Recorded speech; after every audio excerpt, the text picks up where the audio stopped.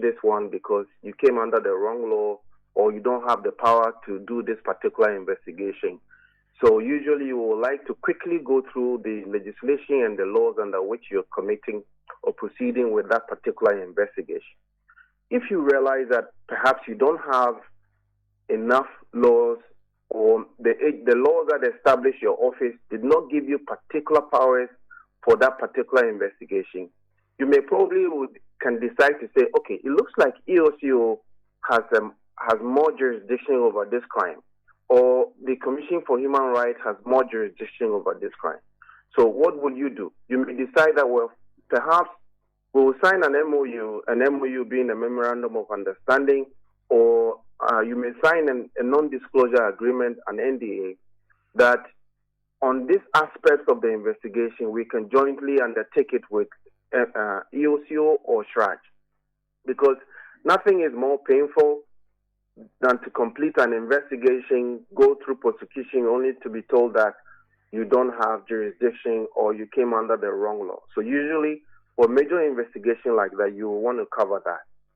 The second issue, in my opinion, will be to go over all the ethical requirements for the investigation, which is that usually these kind of things are also, if the agency is well established, it will be contained in what they call the SOP, which is the standard operating procedures. So things like, ethical things like, do you accept gifts from a target or from a suspect? Do you don't take bribes? Do not meet in secret with the target? How you deal with his legal counsel? How to extract evidence from the witness? Is it by very difficult interrogation tactics? All of these things are covered by the preparation. So you go through that, and then you make sure that you've covered it and it's written, and every member of that investigation understands the ethical requirements for that investigation. Because there have been times when you get to the final stage and then they say you did something wrong. Maybe somebody took a bribe and that this was not done properly. That will actually legally affect the investigation as well. The third thing I think will be probably to go through all the legal requirements. So there are processes. How do you handle evidence? How, like I said earlier, how do you obtain evidence? Because they say that if you are seeking justice, you must usually come with clean hands. So that you go through all the processes that and make sure that every process that you go through are legal. If you end up using any illegal process, at the end, the case will be thrown out. Not because the suspect did not commit the offense, but because you also use tactics that probably might not have been acceptable under the law. The fourth thing, in my opinion, is also that you review the case and the investigation. That is the stage where you determine whether this is a criminal investigation or this is an administrative investigation. If you listen to Bisu very well, he said, well, I didn't collect, I was not in charge of collecting or receiving the excavators or collecting money for purposes like this. So this is the point where you decide, you review the case to know, is this a criminal investigation? Is this an administrative investigation? If this is like a fresh investigation, you will also want to decide the investigative approach on how you're going to detect. For in this case, it's a corruption investigation. So how do you detect this corruption? Is it a covert or undercover tactics that you're going to use? That's something people call proactive investigation, which is basically a kind of detection in law enforcement where the agency initiates undercover investigation in order to pursue intelligence that has been received. So the covert or the undercover one usually will be because somebody has received the agency has received some sort of intelligence, be it an anonymous phone call that something is happening here, or maybe somebody's phone has been intercepted and there is indication that something is happening. So you want to decide at this point what kind of detection approach are you going to use? Or are you going to use maybe an overt or a public, or what they also call a reactive detection strategy, which would be that that takes place when there's a formal complaint. So somebody has submitted a formal complaint to a law enforcement agency that something has happened. It could be maybe somebody who worked within the Inter-Ministerial Committee. It could be somebody who was a victim of a crime. It could come from audit reports. So at this point, you want to really decide, after you have determined that this is a criminal or administrative procedure, you want to decide on the approach that you're going to use to detect, in this case, the corruption that has taken place. You could also, at this stage, determine what the nature of corruption you're investigating. Is it petty corruption, which usually has to do with small amounts of money, small favors, maybe he did his son a favor or he did his mother a favor. Usually petty corruption is more of the administrative type, administrative corruption. Or is this grand corruption? That usually is the major abuse of power. Some people call it state capture, where external elements or interests exploit the state processes and assets for private ends. Those are deemed to be the more serious types of corruption. So if you listen to Bisu, for example, he tells you that, well, I didn't collect, I was not the one receiving money or disbursing money or whatever. So you want to be able to know whether Bisu falls in the category of petty corruption or Dr. Frimpong Boateng falls in the category of grand corruption, because that will also influence the approach that you use in investigating these individuals. The other thing, I think also probably you will also want to now look at all the possible sources of information that you will need for this particular investigation. If I heard right, I think Bisu mentioned, for example, that he had been investigated by the National Intelligence Bureau. He had been investigated by the Criminal Investigations Department of the Police Service. He also mentioned that at some point he probably was called before the OSP itself. So it appears that there are other agencies that might have information or must have covered some aspect of what the OSP is looking at. So that's the stage that you determine where are you going to get all your various sources of information. The other thing will be probably to do an extensive profile of the person you're investigating. Who is he? What is his movement? What is his nature? What does he like? Where does he hang out? Does he have businesses? What is his education? What is his family history?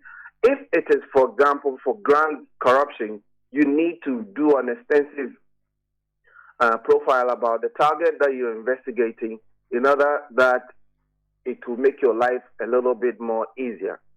The sixth thing, in my opinion, or the seventh, will be probably to plan all the possible scenarios of the outcome of the investigation. Here, you probably will seek to understand or appreciate the vectors of success or failures.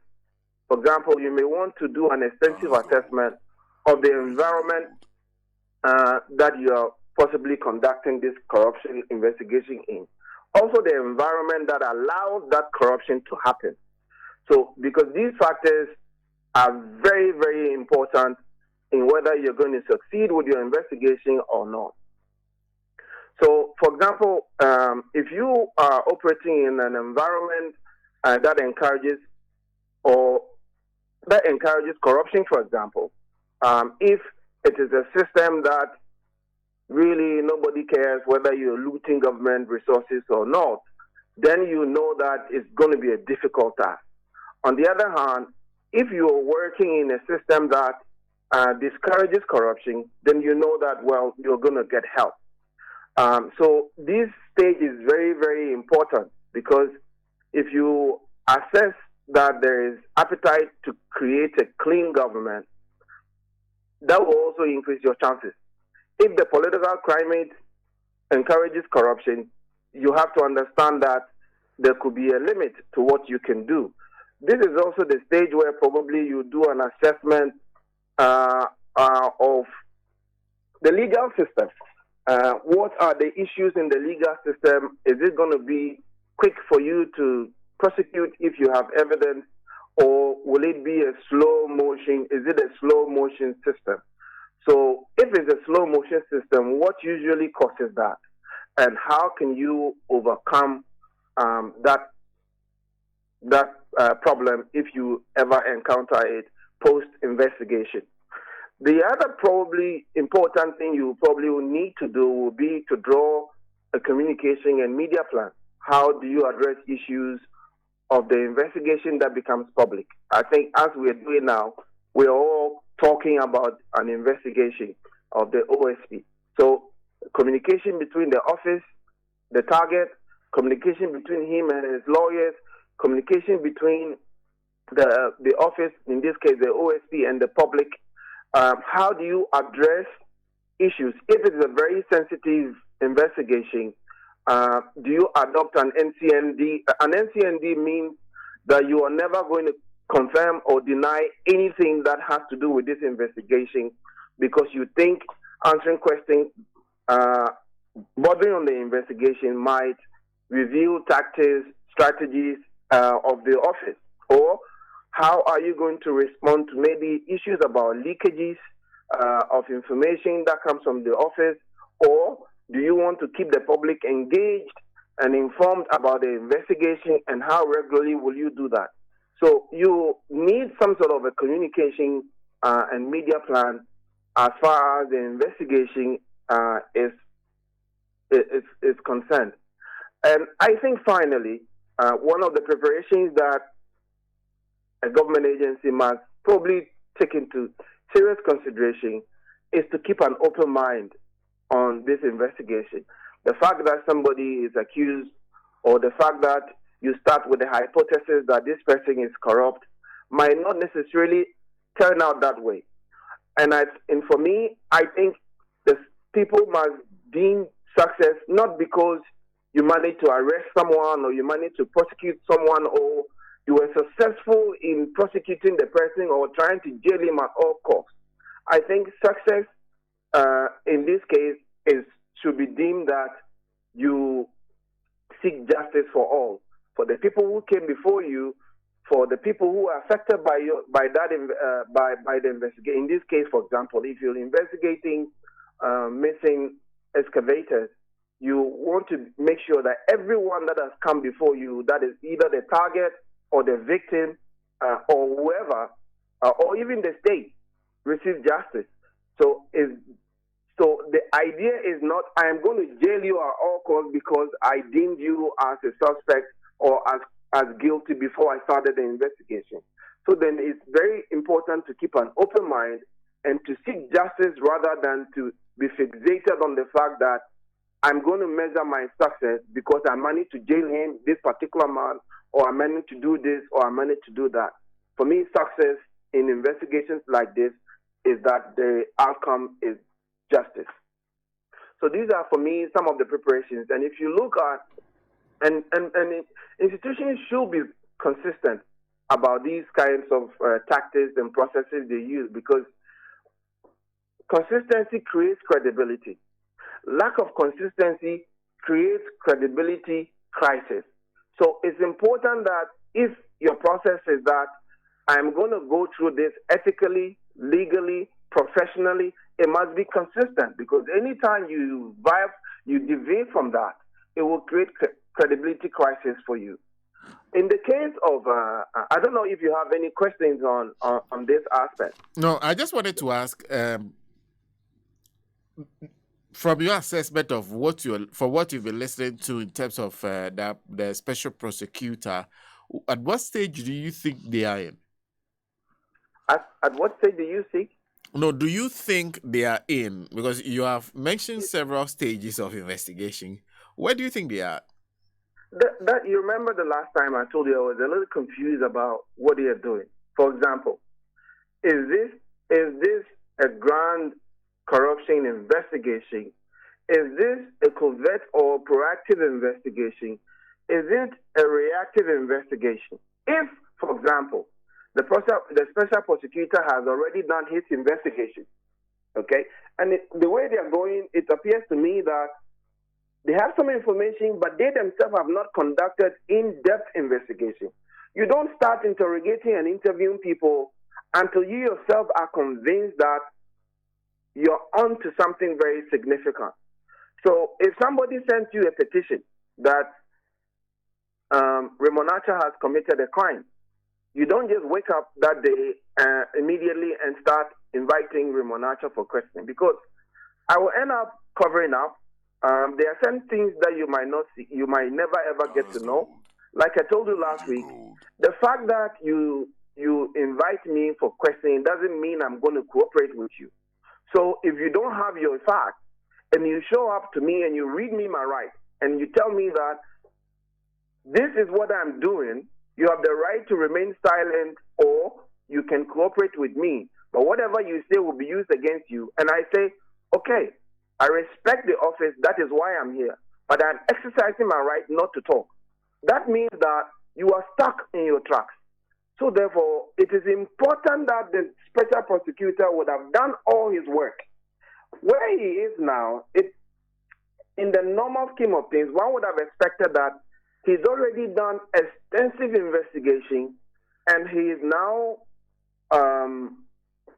inviting these people to test some of the evidence that he has. But then at some point, you look at the posture and you realize he's probably at the beginning of the investigation and calling people to bring or subpoenaing them to bring certain information in their custody. That is information that you needed to have had in the first place. By now, all the people whose excavators were taking that you are investigating, by now you would have tracked them down, you would have asked them questions so that you can actually, so that questioning a suspect can be meaningful. You have enough information to ask this question, ask that question, ask follow-up questions because you already have the goods in your hands. So it's a little confusing for me because at one point you want to believe that the special prosecutor has finished his investigation and is probably cross-checking a few things. At another point, you want to believe that he's about beginning the investigation. And if you're beginning investigation and you are inviting people and arresting them on the spot and they plead the fifth, what they call the fifth, then you're stuck. You're going to spend a long time. And now they know you're investigating them. They can cover up. They can do so much. They can waste your time. They might probably not even cooperate with you. But can that confusion also not be intentional? That they are also trying not to show their hands too much in terms of where I am, what I have. I give you the impression that I don't have much in order to achieve a certain effect. No, this is not propaganda, Sam. This investigation is a very serious thing. The game of investigation is evidence. This is not a place to play tricks. Even if you want to play tricks, you play tricks because you have enough evidence in your hand. When you are dealing with someone that you say, for example, you're accused of a crime, you must also agree that at least every criminal is above average intelligence. So if you ask him certain questions, he'll be able to know that you actually don't have the facts. You don't have enough information. So it is not a game of playing tricks. This is a game of evidence. So when you invite someone, you don't waste your own time and you don't waste the person's time. So at this point, where you have already gone to talk to, what do you call it, target or suspect of your investigation, you must be at the end of the process. It must not be at the beginning of the process because if, for example, and then you must also draw a clear line who your allies will be in this investigation and who your enemies will be. So, for example, if it is about the investigation that, or about the report that has been done by Dr. Frimpong Boateng, for example, is he an ally to the investigation or is he a target? So if you put me under arrest and you still want me to cooperate with you as an ally, then you have a big problem, okay? You don't tell me you're investigating me for corruption and think that I will cooperate with you or I'll give you evidence to nail myself. So you can play tricks all you want, but nobody ever gives evidence to nail himself in a corruption investigation. So therefore, where the prosecutor, if I was, I don't want to say that he has to do it this particular way, but professionally, if I was the one handling this investigation, I will only come to you when I have everything or when I have most of the clues. And then I need you to fill in the gap and let you know. One of the things when you walk into an interview room or an interrogation room is to also let the target understand that you know a lot. If he doesn't get the sense that you know a lot, he will take you on a frolic. Now there's Charles Bisu saying, I am not on the run. I am in the jurisdiction. There's a special prosecutor which has declared him wanted, saying he's on the run. Does that make dealing with Charles Bisu difficult? Would that make it difficult? You know, Senna, there are ways that, like I say, there's a reason why people are given powers to investigate. And those powers need to be exercised when people prove to be uncooperative. But the smartest thing you always have to do, or the thing you have to always bear in mind, is that every suspect is also a potential ally. There have been times when people have been accused of committing an offense, and it ends up being that they end up cooperating so much that they will even make a deal with you in order that you can get to the rest of the puzzle that you are arriving at. Therefore, it is always good to keep an open mind. It is always bad to think that because I suspect you are guilty, you are guilty. On the other hand, you also don't want to allow suspects or targets to take the process for granted. For example, in the case of Charles Bisu, I think when they got the invitation, his lawyer had categorically stated that they were not going to cooperate, they were not going to turn up at the office of the special, or they were not going to honor the invitation that they had received. That is problematic because then you are challenging the authority of the agency. So if, for example, the fact that you are here is not the issue, your lawyer publicly stated you will not turn up. And if you will not turn up, and like I said, if the OSP and you had gone through all the processes that I told you, I know who you are, I know where you hang out, I know where you live, I know what you do. I don't even need a warrant. I invite you, you don't show up. The next morning I'm in your house, I'll pick you up. Okay? But at the end of the day, I think the Charles Bisu scenario is a little complicated because of the posturing of his lawyer and the fact that he wants to do this at his own time. You have been invited. If, for example, you are sick, it's important to let the OSP know that I am sick.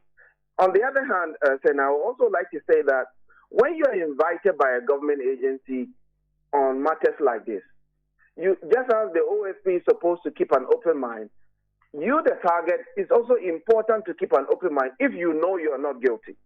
Okay? So don't also make the process so difficult for yourself and for everybody that some of these tactics have to be used. In the case of Bisu, I think that the difficulty he has faced with the OSP is probably because the lawyer had stated publicly that they were not going to turn up, and therefore the OSC went and got a warrant. But in any case, what's the purpose of the warrant when you don't have the intel on where he is, where he's hanging out, where he is particularly at the moment? You get a warrant not to publicize it. This is like a publicity stunt. You get a warrant from a court because you know where you can find the suspect. You don't tell citizens to where whoever finds him should bring him to you. That is not their job.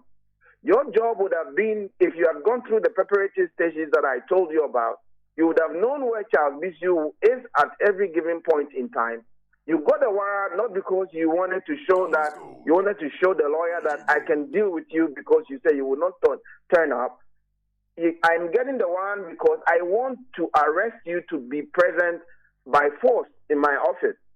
And therefore, I thought getting a warrant and publicizing it was almost like to respond to the bluff of the bluff of the lawyer than to arrest Charles Bisu, because they don't appear to know where Charles Bisu is at any given point in time. They have a warrant that is just a paper. They don't know where he is. Therefore, Charles Bisu is still telling them the same thing. I will turn up when I am ready. I will turn up very soon. I will turn up in the near future. So they achieve nothing. It's more, to me, is more like a publicity stunt. The special prosecutor must be very careful not to respond to every least provocation. You give you the benefit of the doubt that you are indeed doing something. But if you think you are not and you're playing games with me, wherever you are, I will find you. And when I find you, I will bring you before my office. That for me should be the posture than these publicity stunts where you go and get the warrant, you publicize the warrant, you declare the person wanted nationwide, but yet you yourself don't know where he is. So these kind of games and petty things. If you compare this to the case of Frimpong Boateng, and if indeed, just to backtrack, if indeed Bisu does not want to cooperate with the investigator, he can do so. He can actually turn up at the investigation and say, I plead the fifth. I'm not going to talk to you. Whatever case you have against me, arrest me. I'm here. Take me to court. Because under the law, the special prosecutor has only 48 hours to keep Charles Bisu. Okay? So, and I see that citizens like their freedom so much that if they are invited to the police station, they have no information. Somebody will report a case today. The same evening, the police will come and arrest you. And then they will say you do not have to say anything. Whatever you say will be used against you. They have nothing. They need your cooperation to nail you yourself. But people love their freedom so much that they want bail instantly, that they will say so many things in order to go home that day. So therefore, they cooperate, and eventually, you said this that day, you said that day, and they will use it against you. Indeed, in fact, they say that against you. If you look at the case of Frimpong Boateng, for example, you realize that Dr. Frimpong Boateng was not told specifically what they invited him for. At least after all the noise now, you see the special prosecutor is beginning to say a few things about why they need Bisu. And I'm sure that is because you don't go to court and say, I'm seeking for a warrant, and not tell even the court that this is why I'm looking for Mr. Bisu. They will not grant you the warrant. So in the case of Charles Bisu, you realize that the OSP is compelled to come up with a lot more information on why they're looking for Charles Bisu. If you look at the case of Dr. Frimpong Boateng, it's obvious that Dr. Frimpong Boateng was treated differently. That's why I say consistency is important, because it creates credibility. Lack of consistency creates crisis. You look at Dr. Frimpong Boateng's scenario and you realize this was a guy who was hauled before the committee, the OSP, and was asked questions, no-cost questions, was not read as right, or was not made to know what specifically the OSP invited him there for, kept for 2 hours questioning over non-specific things. At least in the case of Bisu, they are telling you that there's a case of missing excavators. There's probably a case of specific things that you may have done. That, in my opinion, we are getting closer to a more professional way of conducting this investigation than the way they started with Frimpong Boateng.